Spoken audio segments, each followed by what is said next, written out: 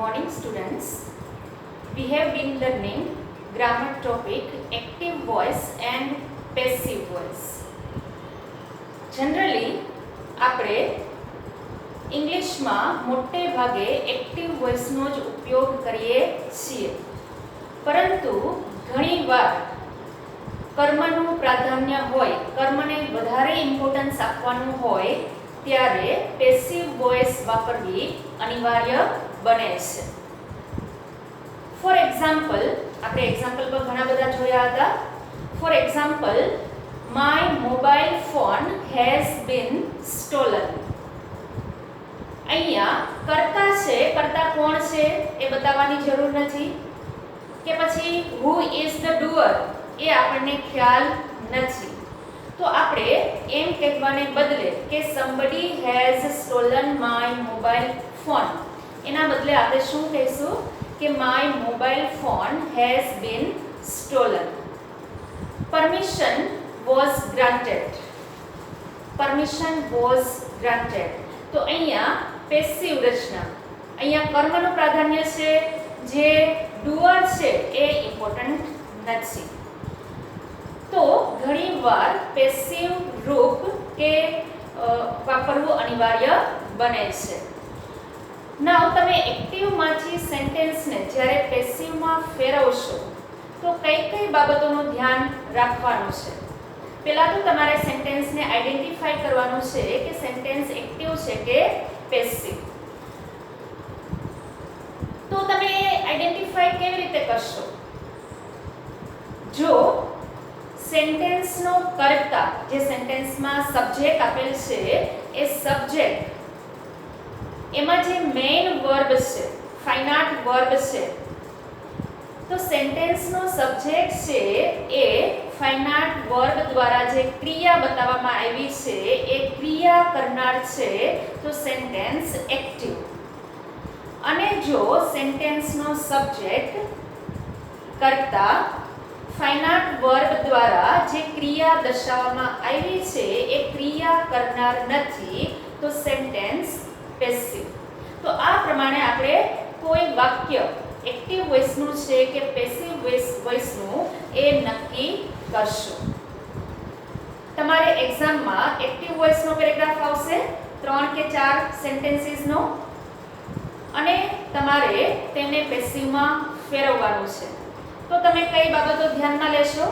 પહેલા તો સેન્ટેન્સમાં ઓબ્જેક્ટ છે એને તમારે ગોતવાનું છે, સેન્ટેન્સનું ઓબ્જેક્ટ, અને એ સબ્જેક્ટની જગ્યાએ મૂકવાનું છે, અને સબ્જેક્ટને ઓબ્જેક્ટની જગ્યાએ મૂકશો, અને એની પહેલા પ્રેપોઝિશન બાય મૂકવાનું રહેશે.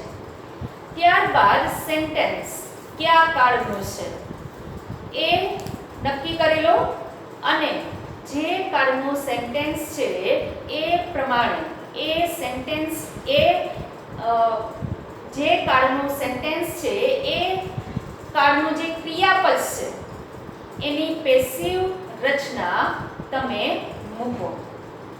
તો સિમ્પલ, સબ્જેક્ટ ઓબ્જેક્ટની જગ્યાએ મૂકવાનો છે, ઓબ્જેક્ટ છે એ સબ્જેક્ટ બનશે, અને કાળ પ્રમાણે ક્રિયાપદનું પેસિવ રૂપ.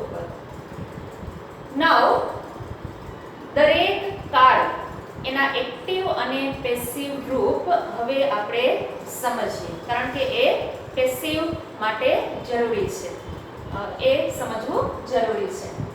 First of all, present tense. Present tense અને એના પેટા પ્રકાર. પહેલો પેટા પ્રકાર સિમ્પલ પ્રેઝન્ટ ટેન્સ. સિમ્પલ પ્રેઝન્ટ ટેન્સમાં એક્ટિવ રચનામાં ક્રિયાપદનું રૂપ છે મેઇન વર્બ, ક્રિયાપદનું મૂળ રૂપ, અથવા એસ કે ઈએસ પ્રત્યય વાળું રૂપ. અને જો સેન્ટેન્સ નેગેટિવ કે ઇન્ટ્રોગેટિવ છે તો ડુ કે ડઝ સાથે ક્રિયાપદનું મૂળ રૂપ આવશે. સિમ્પલ પ્રેઝન્ટ ટેન્સ એક્ટિવ રચના, ક્રિયાપદનું મૂળ રૂપ અથવા એસ કે ઈએસ પ્રત્યયવાળું રૂપ, અને પેસિવ રચનાનું રૂપ એમ, ઇઝ અથવા are plus past participle. V3 ક્રિયાપદનું ત્રીજું રૂપ. આપણે એ બાબત ખાસ ધ્યાનમાં રાખવાની છે કે કોઈ પણ પેસિવ વોઇસમાં કોઈ પણ કાળનું સેન્ટેન્સ હોય તો પેસિવમાં પાસ્ટ પાર્ટિસિપલ તો આવશે જ અને ટુ બી નું રૂપ પણ આવશે જ. તો આ બે બાબતો આપણે ધ્યાનમાં યાદ રાખવાની છે કે પાસ્ટ પાર્ટિસિપલ અને ટુ બી નું રૂપ. For example, simple present tense. For example, I eat an apple every day. An apple is eaten by me every day. Now, બીજો પેટા પ્રકાર present continuous tense. Present continuous tense એટલે કે ચાલુ વર્તમાન કાળ. એની એક્ટિવ રચનાનું રૂપ છે am અથવા is અથવા are પ્લસ વર્બનું ing. પેસિવ રચનાનું રૂપ છે am અથવા is અથવા are plus being plus past participle. For example, listen. Kavita is singing a very beautiful song of Lataji. Active રચનાનું સેન્ટેન્સ છે એને પેસિવમાં આપણે કેવી રીતે લખશું કે બોલશું? A very beautiful song of Lataji is being sung by Kavita. Then present perfect tense. દરેકની આપણે એક્ટિવ અને પેસિવ રચનાના ક્રિયાપદની રૂપ સમજશું. Present perfect tense. એક્ટિવ રચના એની આ રીતે બનશે હેઝ અથવા have plus past participle. Passive રચના બનશે હેઝ અથવા have plus been plus past participle. For example જોઈએ. The manager has assigned me a very tough job. The manager has assigned me a very tough job. તેને આપણે પેસિવમાં ફેરવીએ તો I was assigned a very tough job by the manager. તો અહીંયા સેન્ટેન્સમાં કર્મ છે, બે કર્મ છે. આ રીતે પણ સેન્ટેન્સ બની શકે a very tough job was assigned to me by the manager. કે પછી તમે ફક્ત એટલું જ કહી શકો કે a very tough job was assigned to me. કરતા કહેવાની જરૂર નથી. ત્યારબાદ past tense. એમાં પહેલો પેટા પ્રકાર simple past tense. Simple past tense નહીં, એક્ટિવ રચનાનું ક્રિયાપદનું રૂપ છે ક્રિયાપદનું ભૂતકાળનું રૂપ. ક્રિયાપદનું ભૂતકાળનું રૂપ અને પેસિવનું રૂપ છે was અથવા were plus past participle. For example, people sent messages through pigeons in old days.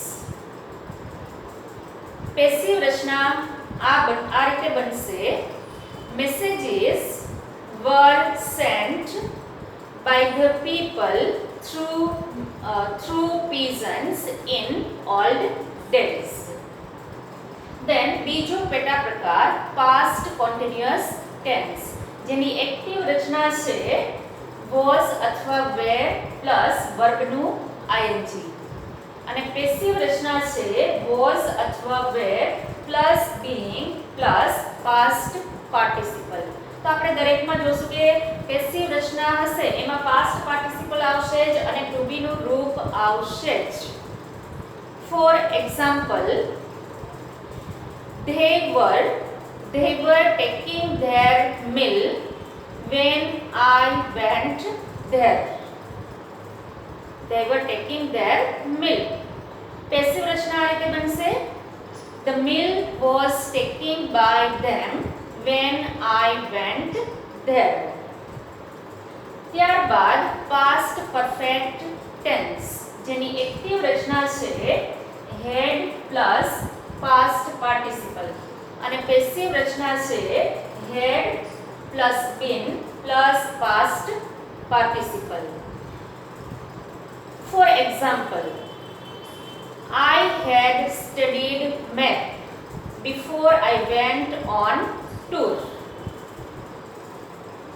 Past perfect tense હંમેશા બે ક્રિયાઓ ભૂતકાળની બે ક્રિયાઓ દર્શાવાય છે પાસ્ટ પરફેક્ટ ટેન્સ ત્યારે જ પાસ્ટ પરફેક્ટ ટેન્સનો ઉપયોગ થાય છે.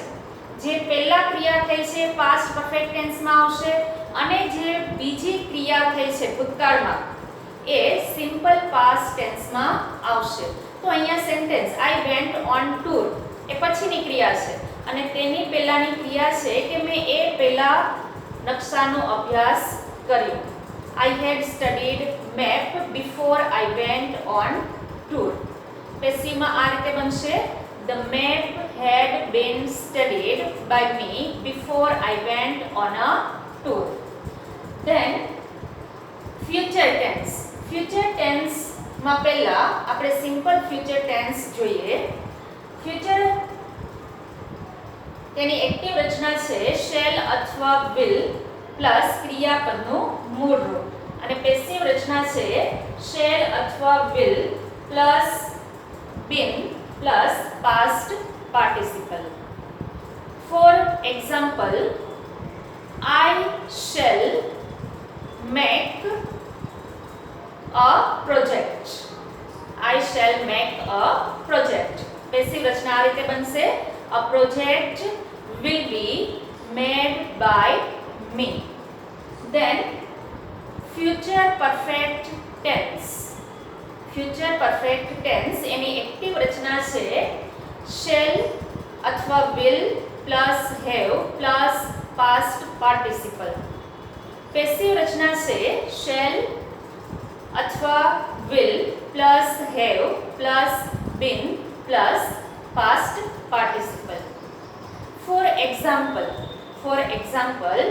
tomorrow at this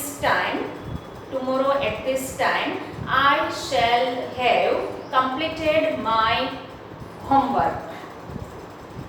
પેસિવ રચના આ રીતે બનશે tomorrow at this time my homework will have been completed by me. Now students, તમે જેટલા સેન્ટેન્સીસને પેસિવ વોઇસમાં ફેરવશો તેટલું તમને વધારે સમજાશે. તો અહીંયા પ્રેક્ટિસ ખૂબ જ જરૂરી છે. કોઈ પણ ફંક્શન શીખવા માટે પ્રેક્ટિસ ખૂબ જ જરૂરી છે. હું તમને એક બુક સજેસ્ટ કરું છું, ગ્રામર બુક, જે તમે લઈ લેજો. એમાં ઘણી બધી એક્સરસાઇઝ આપેલી છે અને એ તમે એક્સરસાઇઝીસ સોલ્વ કરજો. બુકનું નામ છે માર્વેલ ગ્રામર બુક ધોરણ 12 માટેની. Thank you.